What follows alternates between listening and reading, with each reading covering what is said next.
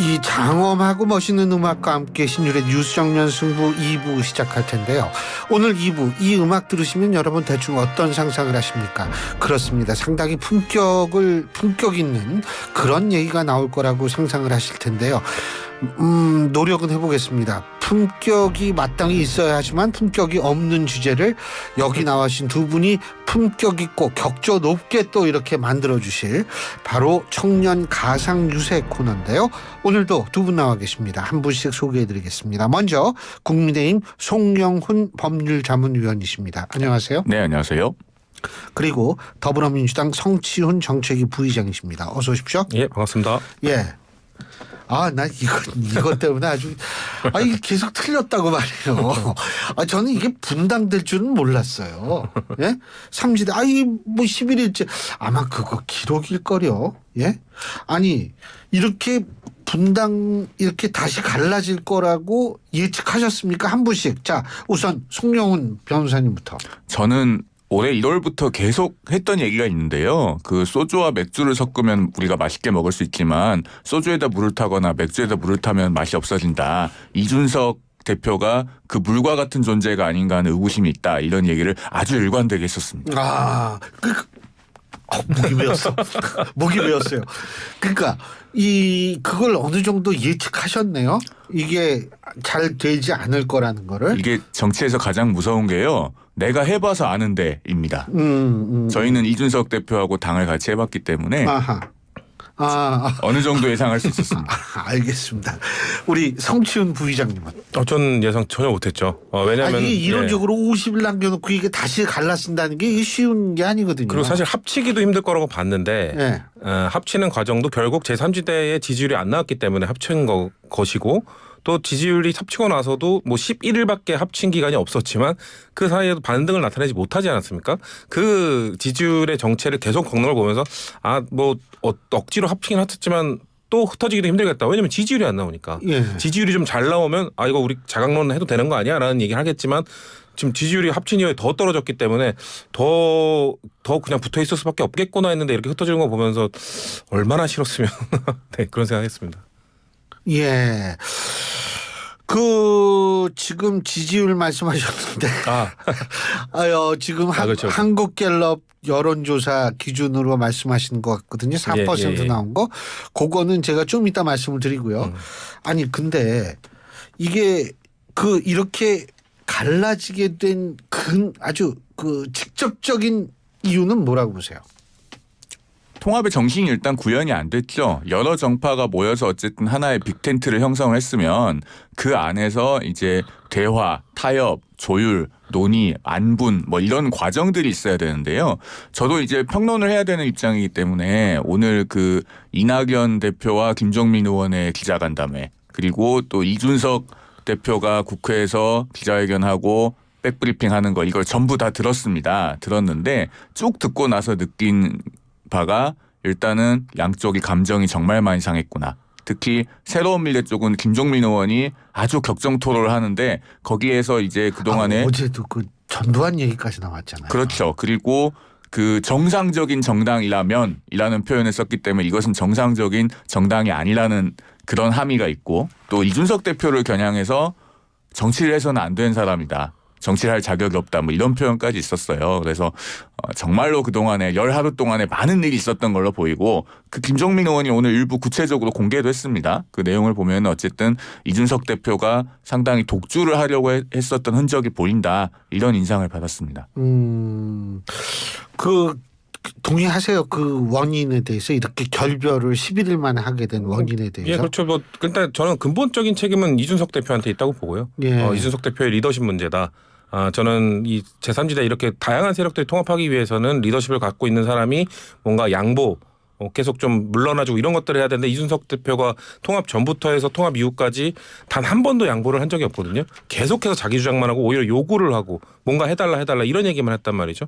근데 그것 때문에 저는 이준석 대표의 리더십 때문이라고 보는데 근데 이낙연 대표와 또 이쪽 세력에 대해서 하고 싶은 말은 그걸 모르고 들어갔냐는 거죠. 알았잖아요. 들어가기 전부터 뭔가 계속 요구만 하는 이준석 대표를 보면서 우리는 이거 양보할게 너는 이거 해줘가 아니라 어디 지역구 나가세요. 개항을 나가세요. 엄숙주의 버리세요. 뭐 요구만 했단 말이에요. 그걸 보고도 어쨌거나 숙이고 들어갔는데 그걸 뭘 알고도 들어갔는데 또 나왔다는 거는 좀 글쎄요 국민들이 공감하시긴 쉽지 않을 것 같다. 왜 그것도 못 알고 들어갔으면서 못 참고 나왔냐 이런 시각으로 보시지 않을까 생각하고 있어요. 자, 지금 아까 성치훈 부의장님께서 언급하신 여론조사 개요를 말씀드리겠습니다. 한국갤럽 자체 여론조사고요. 2월 16일 날 공개된 여론조사입니다.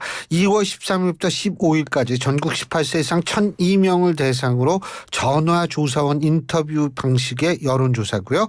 자세한 사항은 중앙선거 여론조사 심의위원회 홈페이지를 참조하시면 됩니다. 저는 이제 이게 거의 이거 안 하면은 그 하루가 좀 이상해요. 이 한국 중앙선거 여론조사 심의위원회 얘기 안 하면 괜찮아요. 웬만하면 얘기 안 했어요. 아니요. 뭐 어쩔 수 없죠. 예. 아니 그러면은 제가 한 가지 여쭤보고 싶은 게 지금 새로운 미래하고 이제 개혁신당하고 둘로 갈라졌어요. 어디가 유리할 것 같으세요? 새로운 미래가 그래도 약간 더 유리하죠. 네, 왜요? 왜냐면은 이 개혁신당이 파국을 빚은 원인이 이준석 대표의 리더십 부족에 있다고들 정치권에서 공통적으로 인식을 한다면 국민의힘에서는 앞으로 공천을 탈락하는 의원들이 나와도 개혁신당에 선뜻 가담하기가 쉽지 않습니다. 가서 또 이준석 대표와 유사한 종류의 충돌을 빚느니 차라리 불복을 하고 출마를 한다면 무소속으로 출마를 하면 했지 굳이 내가 개혁신당에 가야 되냐라는 생각을 할 가능성이 높고요.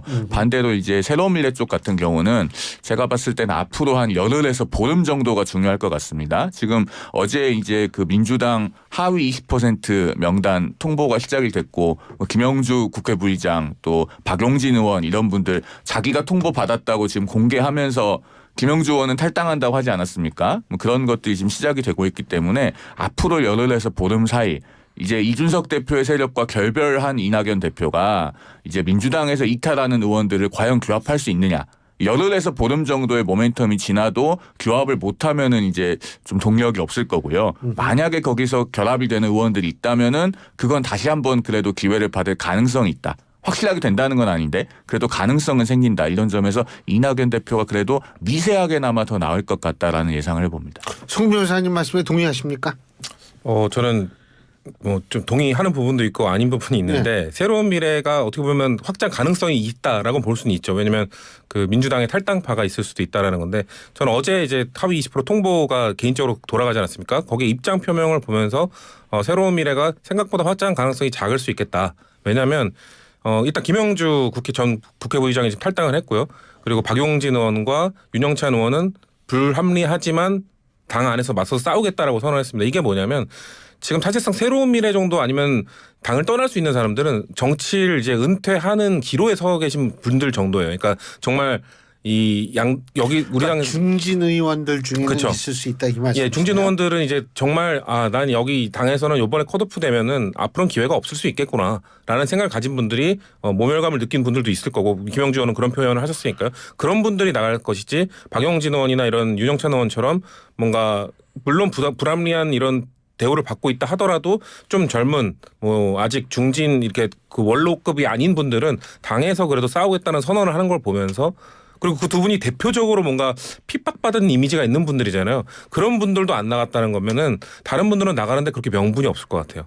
그렇기 때문에 아마 공천이 좀 불합리하게 이루어지더라도 글쎄요. 뭐 그렇게 탈당 러시가 있을 것 같지는 않다. 그렇기 때문에 새로운 미래가 뭔가 의원들을 좀 몇 명 받는다 하더라도 사실상 되게 원로급 이런 분들을 받게 되면서 그렇게 저는 확장성은 없을 것 같아 봅니다. 근데요. 지금 이 말씀 하셨는데 제가 좀 여쭤보고 싶은 게 이게 조금 방향은 다른 거지만 그 여론조사 지금 그 파문이 일잖아요.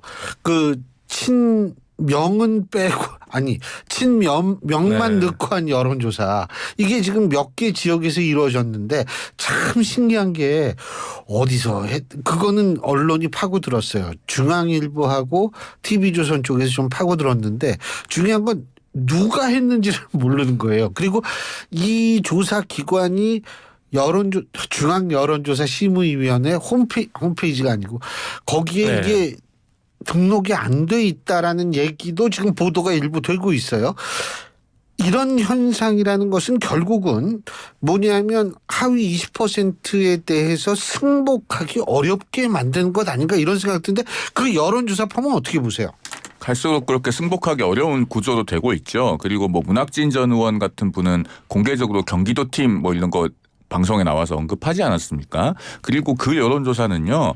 정말로 당이나 당과 전혀 무관한 곳에서 돌렸다고 하면 그거는 제가 민주당 법률위원장이었다면 저는 고발합니다. 왜냐하면 그걸 만약에 당에서 조사한 것처럼 표방해서 혼선을 주는 그런 여론조사라고 한다면 그건 이제 위계에 의한 업무방해거든요. 그리고 미등록 업체가 그렇게 여론조사하고 있으면 그거 지금 선관위에서 제재 대상이에요. 근데 미공개라서 괜찮다는 거더라고요. 지금 아닌가요? 공개가 되지 않았기 때문에 예. 그 문학진 의원 이런 분들이 임의로 공개를 하신 거고. 아니 그 여론조사 결과를 공개 안 하면 괜찮다는 그렇죠. 얘기가 있더라고요. 그러니까 문학진 의원이 퍼센티지를 방송에 나와 얘기했어요? 자기가 몰라요, 얘기했잖아요. 저는. 문학진 의원 얘기 예. 몰라요, 저는. 아무튼 그래서 이게 어쨌든 당과 무관하게 한 것이 맞다면 그러니까 당에서는 그걸 뭐 고발해가지고 진위를 밝혀가지고 정리를 해야죠. 그런데 지금 뭔가 메시지 관리가 제대로 안 되고 있고 권칠승 수석 대변인도 깔끔하게 이걸 불식을 시키지 못하고 있다. 저는 그런 느낌을 받았습니다. 아니 저도 뭐가 뭔지 모르겠어요. 우리 성시훈 부의장님은 뭐 어디서 돌린지는 알 수 없고 아마 공표를 하려면 등록을 해야 되고 공표를 안 하면은 해도 되는 걸로 알고 그렇기 때문에 사실 인지도가 낮은 사람들이 사비를 들여서 여론조사 공표 안 하는 여론조사를 돌리기도 합니다. 그게 작년 그 2년 전 지방선거 때 하도 그런 단체장급 그 예비 후보들이 여론조사를 자기 돈으로 막 돌려요. 근데 공표 안 하면 되거든요. 그러니까 그게 선거 운동인 거죠. 사람들이 유권자 전화 받고 이런 사람들이 있구나 듣고 끊는 거니까 근데 그게 일종의 그게 불법이에요. 아니 그게 선거 운동을 여론조사를 빙자해가지고 하면 그게 근데 불법이에요. 그게 그 당시에 막 여론이 이 기사도 나고 했는데 결국 그냥 넘어갔어요. 중선관위에서 이번에 전라북도 선관위에서 한 개 업체가 지금 과태료 3천만 원인가 맞았고 그 지금 관련해서 지금 고발된 사건도 있는 걸로 알고 있습니다. 그러면은 그 이후에 뭔가 법적 제도적 정비가 된 것 같은데 일단 당에서는 그 여론조사 돌리는 게 문제가 여론조사를 불공정하게 돌린 게 문제가 되는 거거든요. 한 명 빼고 빼고도 그렇지만 그 당대표 관계자들은 이재명 당대표의 누구 나머지들은 그 이름을 넣지 않아요. 원래 뭐 문재인 청와대에 누구 이렇게 하면은 이름 효과가 있기 때문에 더 높게 나오지 않습니까? 일반적으로. 근데 문재인 청와대는 문재인 빼버리고 청와대로만 하고 이재명은 이재명을 넣고 돌리니까 그 사람들이 좋게 나올 수밖에 없는 여론조사인 거죠. 그러니까 그런 거에 대한 불공정성을 지적하고 있는 건데 전 이 정도 됐으면 저는 당은 그 공천 결과로밖에 보여줄 수 없다. 그렇게 논란이 된 지역을 실제 컷오프하면은 이건 걷잡을 수 없게 커질 것이고. 아니 근데 성 부의장님 말씀을 충분히 저도 공감은 하는데 문제는 누가 했느냐가 제일 궁금한 게 왜냐면 한 명 왜 빼요? 그러니까 이게 핵심 아니에요? 이 사람 하나 뺐다는 거. 한 명 뺀 것도 지금 종류가 다양한데요. 그러니까 그 민주당 후보로서 누가 적합합니까 할 때 현역 의원을 뺀 조사는 엄청 불공정한 걸로 지적을 받을 수 있는데 어떤 특정 지역에서는 또 이래요. 그러니까 상대편 후보와 다른 현역이 아닌 다른 사람과 이렇게 이 사람의 경쟁력은 어떻습니까? B의 경쟁력은 어떻습니까? 현역의 경쟁력은 안 붙는 거죠. 이거는 또 다른 차원이라는 거죠. 그러니까 이 지역에 이 사람을 컷오프 할 건데 뭐 컷오프 대상으로 선정이 됐는데 경쟁력이 있는 사람을 조사하는 건 이건 정도는 있을 수 있다고 봐요. 근데 민주당 후보로서 누가 적합하냐는 조사에 현역을 빼면 그건 매우 불공정한 거고 문제가 커질 수가 있죠. 아니 이게 지금 이 부분이 중요한 게요. 이게 이제 공천의 승복 여부하고도 저는 연결이 될 수밖에 없는 상황이라서 여쭤본 건데 자 아까 얘기로 돌아가서 자 둘이 헤어졌어요. 헤어지면 국민의힘하고 민주당하고 누가 더 유리할까요? 참고로 아까 말씀드린 한국갤럽 여론조사 기준으로 본다면 국민의힘은 2주 전 대비 3%포인트 올랐고 저기 민주당은 4%포인트 떨어졌어요. 한국갤럽 조사가요. 그리고 저기 뭐죠? 개혁신당은 그때 통합된 상태죠. 4%가 나왔어요. 이걸 보면 민주당 표로 다 잠식한다라는 분석도 가능하더라고요. 앞으로 어떻게 될 것 같으세요? 새로운 미래하고 이게 둘이 갈라졌을 때 어느 정도에 유리할까요? 그 유불리를 국민의힘은 일단 따져서는 안 되죠. 왜냐하면 여론조사 자체가요. 한 주 좀 올랐다가도 조금만 오버하면은 그 다음 주에 금방 다시 떨어집니다. 역시 정치는 고개 들면 안 된다. 아, 그럼요. 아니 근데 그 누가 새로운 미래하고 이 개혁신당하고 나누어져도 별 영향 없을 것 같으세요? 그 퍼센티지를 떠나서요. 네. 직접적인 지지율을 떠나서 그 각 당이 내는 메시지가 주는 영향은 있을 것 같아요. 이낙연 대표가 오늘 기자회견을 하면서 진짜 민주당. 그렇죠. 진짜 민주당을 이제 재건하겠다는 그 기치를 들고 나왔잖아요. 그러면은 어쨌든 이낙연 전 총리 정도 되는 분이 앞으로 뭔가 메시지를 발산을 하면 그건 언론에서 다 비중을 두고 보도를 하게 됩니다. 그러면은 앞으로 계속 이제 이재명 대표의 민주당의 어떤 허약성 또 어떤 그 진정성의 부족 이런 부분을 파고들게 되면은 그것이 어쨌든 전체 유권자에게 좀 비중 있게 전달이 되기 때문에 그런 부분이 선거에 미칠 수 있는 영향은 조금 있다고 봅니다. 어떻게 보세요? 전 양당이 나름인데 지금까지 양당이 보인 공천 방향으로 봤을 때는 민주당에게 더 불리할 것 같습니다. 왜냐하면 왜요?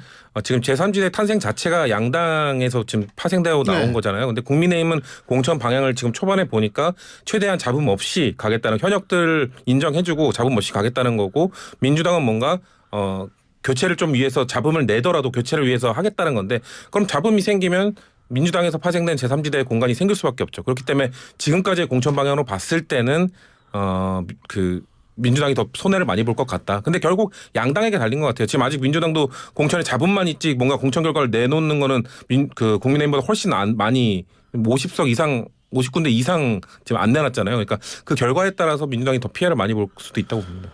그 결과라는 건 경선이 하면 그러니까 경선을 여부를 발표하든 갑자기 컷오프를 시켜버리든 문제가 된 지역에 갑자기 뭐 예를 들면 뭐 홍영표 의원 갑자기 컷오프 시킨다 그러면은 전 바로 영향력이 있을 거라고 보는 거죠. 친문들은 뭐 같이 행동하기로 했다며요.